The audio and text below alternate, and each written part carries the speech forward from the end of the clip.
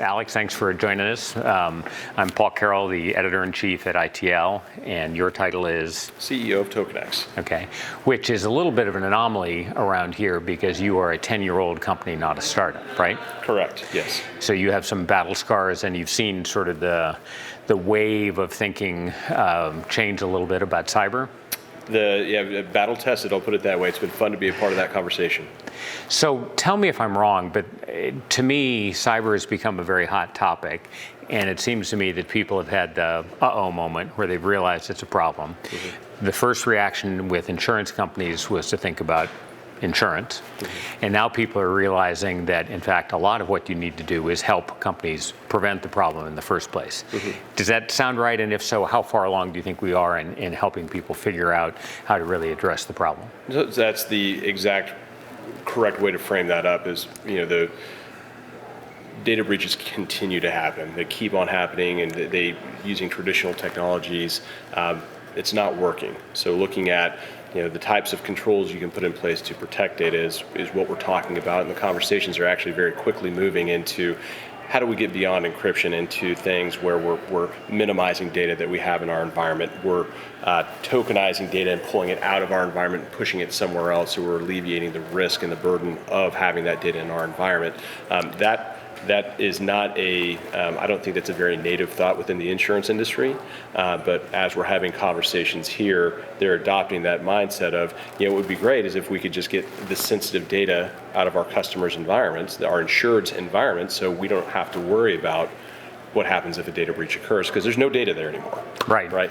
So that I was going to ask you to explain that just a little bit, because the way you put it to me earlier was that if you're talking about tokens, basically you're getting rid of the data. Mm-hmm. Even if somebody gets into my computers, there's no data there. There's just tokens that get associated with data that then become part of the exchange, correct? That is correct. You've laid it out beautifully. So what we're doing is we are going to take the sensitive data, we're going to create a token or a non-sensitive value. It provides all the business utility and function as the original data element. We're going to give you this token so you can use it in your environment and go on business as usual. Then whenever you want the original data element back, we're going to exchange that with you. So it's kind of the namesake of the company. TokenEx is token exchange. So we're exchanging data so you can use it whenever and however you like. You're just not storing all of the sensitive data in your environment all the time. So the thief can break in and there's nothing there to take.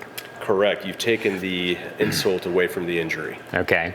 So how far along do you think the industry is in figuring out the basic need to help people prevent, and then in particular picking up on what tokenization can do? Are we halfway there, a third of the way there, most of the way there?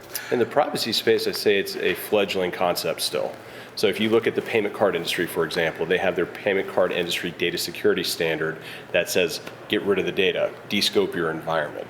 So you look at the privacy landscape, which is largely what's happening with insurance. You have the General Data Protection Regulation over in the EU. You have California Consumer Privacy Act here locally.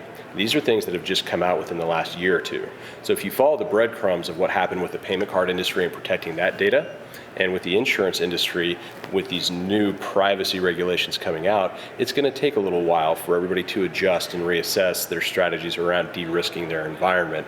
So what we're tasked with doing is educating and empowering organizations around, here's what privacy means to you, here's how you have to protect this data that you previously haven't had to worry about, here's how you can protect it in a way that will still provide business utility to what you're trying to achieve, right? And then give us the data and let us protect that for you.